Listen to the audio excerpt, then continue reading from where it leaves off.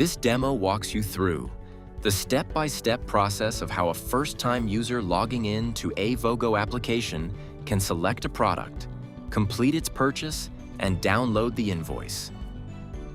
Begin by launching the Vogo application in a browser and log in using your credentials. Then navigate to the Shop section. Browse through products and select one. Choose a product. Hover on it to click its quick view to review the product details, then click Add to Cart. Review the cart details and click Proceed to Buy.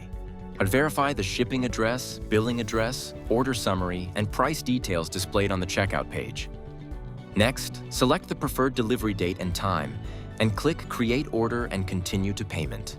For this demo, let's choose Cash on Delivery as the payment method out of the many and click Pay Now. Once the order is placed successfully, click OK to continue. Review the order details page and click Download Invoice to verify accurate order details. Finally, navigate to your profile and click Sign Out to securely exit the application. Now you know how a first-time user can successfully browse through products, complete a purchase, and download the invoice in Vogo.